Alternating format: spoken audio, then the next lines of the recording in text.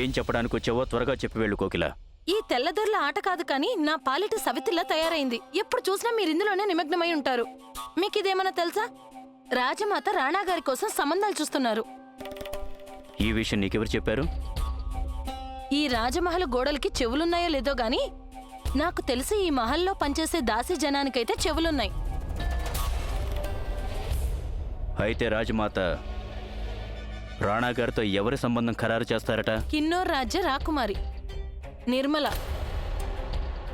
అందుకనే రాకుమారిని విందుకి చాలా ప్రత్యేకంగా ఆహ్వానిస్తున్నారు.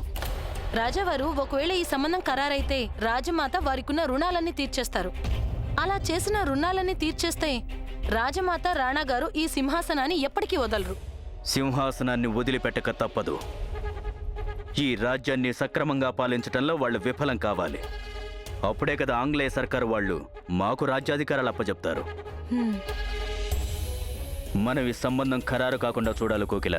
రాజమాత ఎత్తు వేయకుండానే మనం వెంటనే ఎత్తుకి పై ఎత్తు వేయాలి.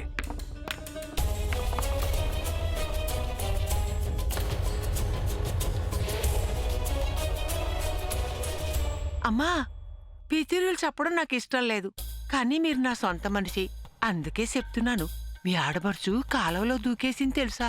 చాలా మంది పోగయ్యారు. తన్ని ఎవరు కాపాడారో చూడలేకపోయాను గాని అతను రాజమహల్ మనిషి అయ్యుంటాడు. చాలే ఊరుకోవే. అమ్మా, ఇది అబద్ధం అయితే నా నాలుగు మీద వాతలెట్టండి. నేనప్పుడే అనుకున్నాను వర్షం కురవకుండానే గాయత్రలా తడిసొచ్చిందేమిటా అని. నిజం చెప్పు, ఎవరు కాపాడారు తన్ని? ఒక అతను అన్నదాన్ని బట్టి స్వయాన రాణాగారే కాపాడుండాలి, కానీ ఇంకొందరు మాత్రం ఇంకెవరో కాపాడారంటున్నారు. తిన్నగా చెప్పవే, ఎవరు కాపాడారు అసలు? నేను చెప్తానక్కా. అరే, ఎక్కడి నుంచి అలా రొప్పుకుంటూ వస్తున్నావు? ఎక్కడికెళ్ళాలని కాదక్కా నువ్వు అడగాల్సింది. నేనెళ్ళిన చోట ఏం చూసొచ్చానో అదడుగు. వీధి భాగవతం ఏదైనా చూసొచ్చావా ఏంటి నువ్వు? వీధి భాగవతం కాదక్కా, రాసలీల. అది కూడా గాయత్రి గారి రాసలీల. అవునక్క, గాయత్రి ఎవరికీ చెప్పకుండా దేవాలయానికెళ్ళింది. మీకు తెలియందేముందక్కా, నాకు మన ఇంటి గౌరవం అంటే ఎంత ముఖ్యమో. అందుకే నాకు అనిపించింది మన ఏకైక ఆడపడుచు ఒంటరిగా ఎక్కడికో వెళ్తుంటే నేను తోడు వెళ్ళాలి కదా అని. గాయత్రి అక్కడ ఎవరో పురుషుణ్ణి కలిసింది.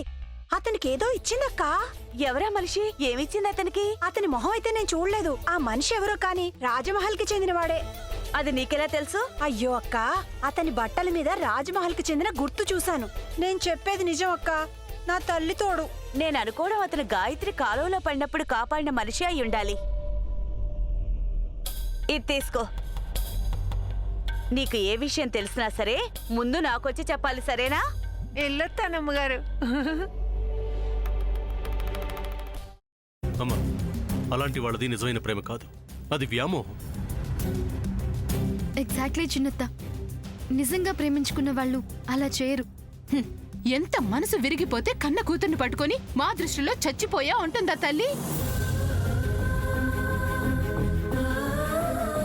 అది సరే అమ్మా, తన కూతురుతో తన మాట అనేటప్పుడు ఆమె మాటల్లో వ్యథ, కళ్ళల్లో బాధ గమనించావమ్మా?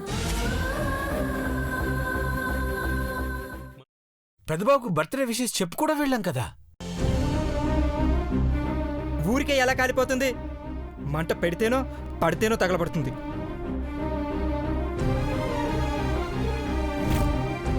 కరెక్ట్ చిన్నబాబు, నీకొచ్చినట్టే నాకు డౌట్ వచ్చింది. పార్వతే షర్టును తగలబెట్టిందనుకుంటా.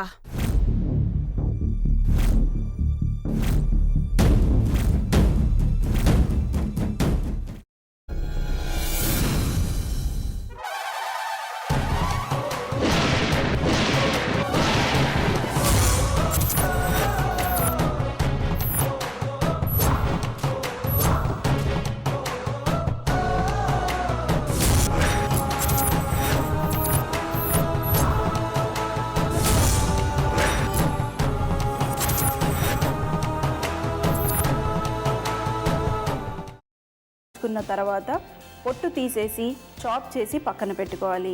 ఒక ప్యాన్లో కొద్దిగా నూనె వేడి చేసి అందులో ఆవాలు, మినప్పప్పు, శనగపప్పు, కరివేపాకు, సన్నగా తరిగి పెట్టుకున్న ఉల్లిపాయలు వేసుకుని 1 నిమిషం పాటు వేయించుకోవాలి. ఆ తర్వాత కాల్చి కట్ చేసి పెట్టుకున్న వంకాయని కూడా అందులో వేసుకుని బాగా మిక్స్ చేసి బౌల్లోకి ట్రాన్స్ఫర్ చేసుకుని అందులో తగినంత చిక్కటి పెరుగు లేదా పల్చటి పెరుగు వేసుకుని మిక్స్ చేసి అన్నంతో కానివ్వండి, చపాతీతో కానివ్వండి సర్వ్ చేసినా చాలా బాగుంటుంది.